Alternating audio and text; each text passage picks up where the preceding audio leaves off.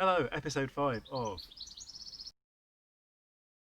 So a couple of episodes back when I was looking at clove hitches, and I explained that whilst they're very good and quick to tie as a temporary measure, if you want to tie a rope to an inanimate object for a long period of time, you need something a bit stronger and more permanent. Today we're going to be looking at what knot would be an excellent candidate to use in that sort of situation. I've used round turns and two half hitches in all sorts of situations, from tying a hammock to a tree and knowing that I wasn't going to fall out and break my neck, to tying a boat up to a bollard on a dock and knowing that the boat wasn't going to float off down the river. It's a great knot that's really strong and secure. It's not the quickest or the easiest to tie, but it is really, really permanent and strong, and you know that the direction of pull, even if you tied it in this direction, the direction of pull can change and move around and rotate, and the knot will still stay safe as houses, and that's why it's really, really useful to know. So, in the second episode in this series, Clove Hitch Part 1, I mentioned that when you're fixing a rope to an object like this post here, if the rope goes halfway around the object and back on itself like that, that's called a turn.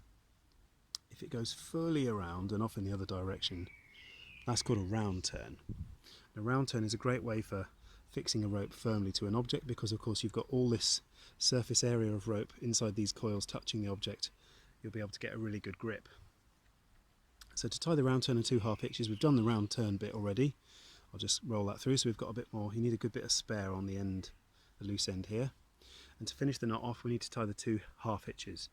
So we're going to cross the loose end over the standing part of the rope, tuck it underneath and pull it upwards through that loop. There's the first half hitch. And then we're going to repeat that process exactly again. So taking the loose end, crossing it over the top of the standing part, tucking it under, upwards through the loop, and both hitches should look the same, like a repeating pattern further up the rope. Slide those up together, pull all of that, make it all fast.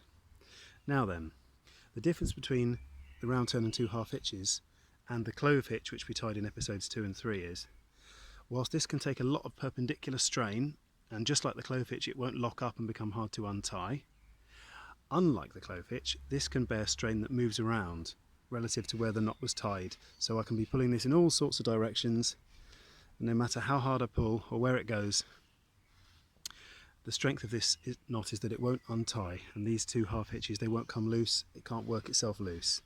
So although it's slightly more fiddly to tie and to then untie, the advantage that the round turn and two half hitches has over the clove hitch is that it's a much more permanent fixing. As always, have a go at that one, and I'll see you next time.